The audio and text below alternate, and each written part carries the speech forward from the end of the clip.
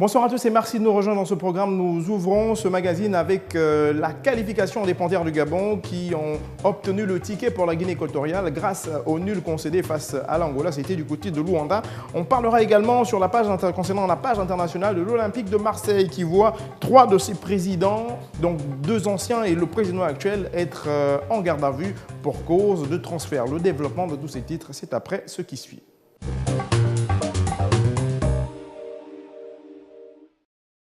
Je le disais en titre, les Panthères du Gabon ont obtenu leur ticket gagnant pour la Guinée équatoriale, le pays qui va désormais accueillir la Coupe d'Afrique des Nations 2015 après le refus du Maroc pour cause d'Ebola, vous le savez. Donc les Panthères du Gabon ont pris, bien sûr, la mesure de cette compétition. À l'issue de cette victoire, non, de ce nul, allais-je dire, voilà, j'y arrive, de ce nul face à l'Angola, c'était du côté de Luanda. Ce nul, donc, a suffi pour qualifier les Panthères du Gabon, malgré l'absence de trois cadres de cette équipe, notamment notamment Bruno Ekwele Manga, voilà, qui n'était pas présent, Pierre-Emerick Aubameyang également qui n'était pas présent, mais Moussa King aussi qui était blessé. Ces 3 joueurs n'ont pas pu participer à cette rencontre, mais qu'à cela ne tienne, les Panthères du Gabon ont fait un nul du côté de Luanda face à l'Angola et ont pu obtenir leur qualification pour la Coupe d'Afrique des Nations 2015, je le disais, qui va se tenir du côté de la Guinée équatoriale. Cette même équipe des Panthères, donc pour son dernier match, sera face aux Lesotho. C'est ici même à Libreville, je veux dire du côté d'Akanda, au stade de l'amitié sino-gabonaise d'Angonje. Et la CNOUGEM Seni, bien sûr, qui est chargée de coordonner tout cela, a tenu un point de presse la semaine dernière pour recadrer les choses et bien sûr amener face à la presse les derniers réglages qui étaient nécessaires pour bien sûr la réussite de cet événement. On regarde cet élément qui va suivre et on se retrouve juste après. La commission communication de la CNOUGEM Seni était face à la presse cet après-midi dans la salle des conférences du stade de l'amitié sino-gabonaise d'Angonje. Objectif, passer en revue un certain nombre de dispositions qui ont été prises afin que se déroule dans de bonnes conditions la rencontre Gabon-Lesotho qui se jouera le 19 novembre prochain au stade de l'amitié sino-gabonaise qui s'inscrit dans le cadre des éliminatoires de la CAN 2015.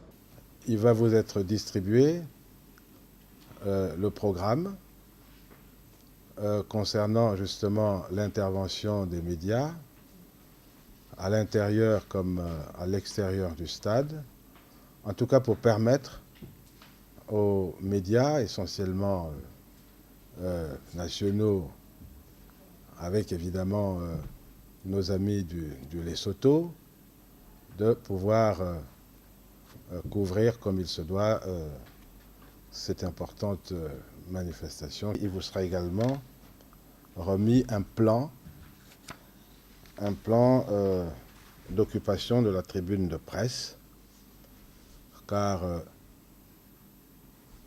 comme vous le savez, le stade de l'amitié est une structure moderne qui nécessite que nous puissions nous l'approprier de la façon la plus efficace possible et pour permettre à chacun des médias de donner la pleine mesure en tout cas de ses capacités, nous avons donc cette fois encore procédé à une répartition de l'ensemble de ces médias. La commission a également tenu à sensibiliser le public afin qu'il se conforme aux dispositions mises en place par l'organisation.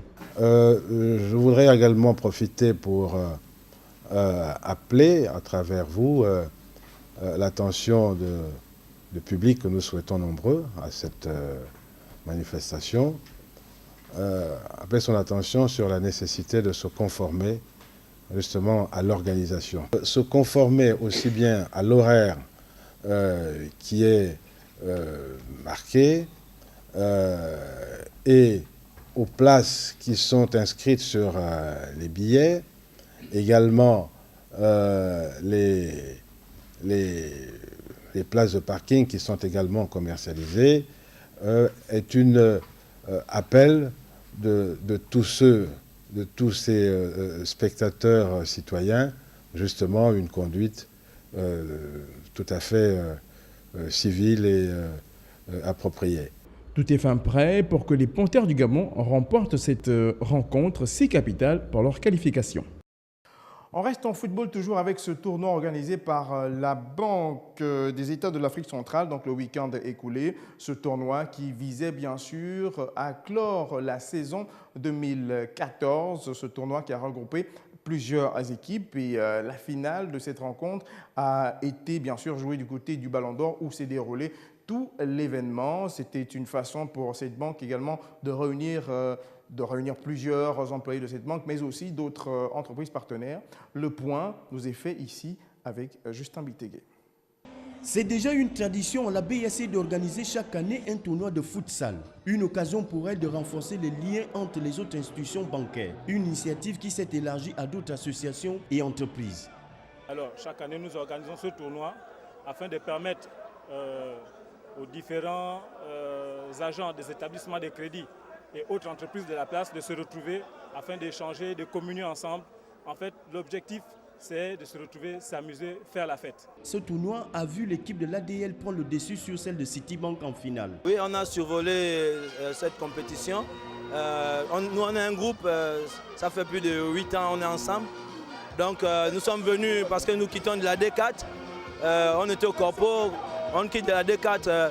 On est sorti 3e, donc il fallait vraiment que le nouveau directeur général, nous puissions lui donner ce trophée-là. Une déception pour le capitaine de Citibank. Je suis dessus parce que je pensais gagner cette finale, mais bon, malheureusement, on n'a pas pu. Il faut reconnaître que l'adversaire en face était bon, il faut le dire, il faut le reconnaître. Pour le directeur général de l'institution, il serait mieux d'encourager le sport en entreprise et surtout le futsal. Nous comptons encourager le sport en entreprise, le sport déjà dans le cadre des banques, au niveau des banques. Et peut-être plus tard, nous allons voir comment on peut élargir surtout le football en salle. Notons que 8 équipes ont participé à ce tournoi de futsal, à savoir 2 équipes de la BAC, les Panthères de Dakar, les anciens d'Azingo, de Citibank et de l'UGB. Le rendez-vous est donc pris pour l'autre fin de saison 2015.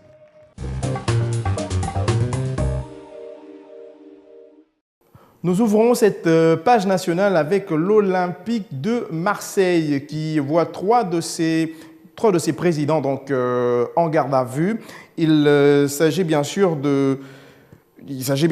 pour ces 3 dirigeants de s'expliquer devant la justice. Donc il s'agit de Vincent Labrune, actuel président du club, Jean-Claude Dacier et Pape Diouf, deux des précédents présidents de ce club, ainsi que Philippe Pérez, actuel directeur général, sont en garde à vue donc, depuis mardi matin dans le cadre d'une enquête visant à examiner le contentieux et les transferts effectués ces dernières années.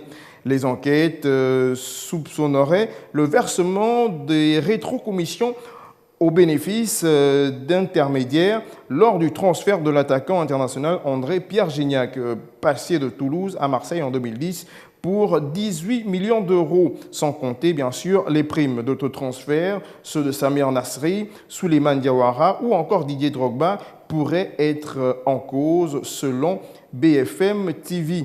De nouveaux rebondissements dans cette enquête ouverte depuis 2011, allais-je dire, par la justice française. Alors que Marseille doit célébrer ce soir même la venue de l'équipe de France dans son stade du Vélodrome pour affronter la Suède avec André-Pierre Gignac comme titulaire. On reste bien sûr en page internationale, mais cette fois-ci on parle de basketball avec Tony Parker qui ne cesse d'émerveiller du côté de la NBA. Donc après un début de saison plutôt délicat, Tony Parker et les Spurs de San Antonio ont enchaîné 3 victoires la semaine passée. De quoi redonner de solides ambitions aux Français. Avec pas moins de 3 victoires, donc je le disais en 4 déplacements la semaine passée, San Antonio s'est considérablement rassuré après quelques tâtonnements de début de saison en NBA. Au micro de la RMC, à l'occasion de son émission, à travers bien sûr de son émission Tipeee Show, Tony Parker fait le point bien sûr à ce sujet en disant, je cite, « On a lancé notre on a lancé notre saison. C'était 2 grosses victoires au Golden State, 98-87, et aux Clippers, 89-85, 2 équipes prétendantes au titre. C'était vraiment une bonne performance. On a réussi à confirmer contre les Lakers, contre Sacramento. C'est vraiment dommage. On était à plus d'une minute, à plus d'une minute de la fin. Ce n'est pas passé loin, a dit Tony Parker. Mais bon, il reste tout de même confiant quant à cette bonne performance emmenée ici par l'équipe de San Antonio. Il faut dire que le Français Tony Parker ne cesse bien sûr de confirmer depuis le début de cette saison, malgré ce début plutôt timoré de cette équipe en NBA. C'est sur cette information que nous refermons ce Gabon News Sport. Vous le savez, l'information juste continue sur les www.gabonnews.com. On se retrouve la semaine prochaine, s'il plaît à Dieu.